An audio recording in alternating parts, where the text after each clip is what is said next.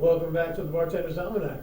Thanks again to Muggsy's beautiful little neighborhood tavern here in downtown St. Augustine, Florida. They don't serve whiskey, so I brought my own given today's subject. It's the birthday of William Frederick McCoy, born in Syracuse, New York this week in 1877.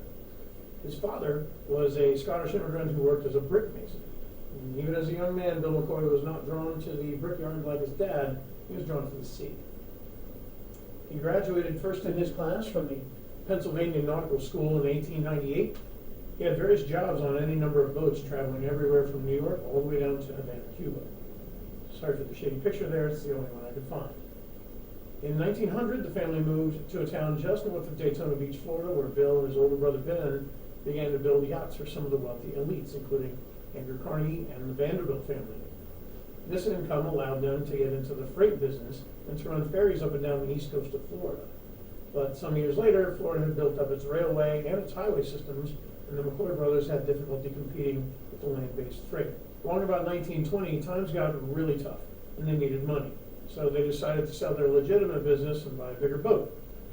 Roll the obligatory Jaws clip now. You're going to hear me talk a lot about what happened in 1920 on this channel because that's the start of my favorite topic, Prohibition. That one big boat allowed the McCoy brothers to get into the smuggling business. They picked up Irish and Canadian whiskey in the Bahamas and made drops at any number of moonlit spots along the east coast of Florida. Bill McCoy is credited with inventing a package called burlock, which is 6 bottles in a triangle, 3 on the bottom, then 2 more, and then another on top, all wrapped in straw and sewn up in burlap, which is probably where Bill McCoy got the name burlock. Burlocks were easy to move, easy to store, and they greatly cut down on breakage during shipping. This became the package of choice for booze runners throughout the whole of Prohibition. After a few successful smuggling trips, Bill McCoy was able to buy an even larger schooner, which he placed under British registry in the Bahamas just to avoid the U.S. having jurisdiction over his freight. Then he had the clever idea of anchoring his British boat in international waters just out of reach of U.S. authorities and selling his freight to other smaller operators. This allowed him to avoid run-ins with any of the law.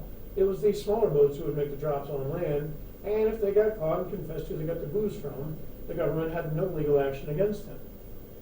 The government hated him, but so did organized crime.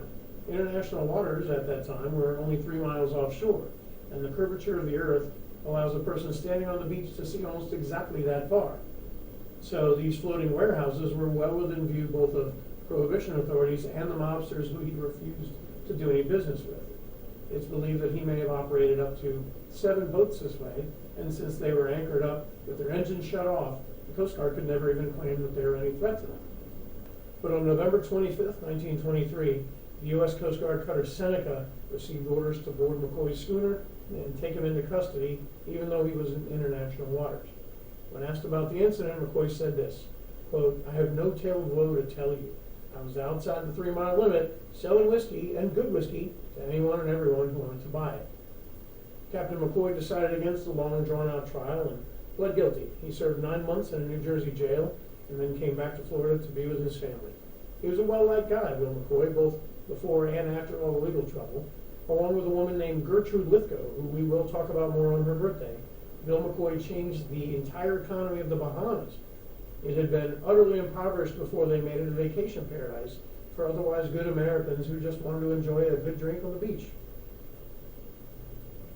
During Prohibition, Bill McCoy sold a good product at a good price during a time when much of the booze in America was cut with some really cheap and often dangerous crap. And he took great pride in having never paid a bribe to any organized crime leader, any corrupt cops, or even politicians. He referred to himself as an honest lawbreaker. During Prohibition, he became a bit of a folk hero, and people all over started to conflate his name with quality. So you'd often hear a speakeasy bartender boasting that he only served the real McCoy. McCoy himself was so pleased by this, he put that phrase on his labels.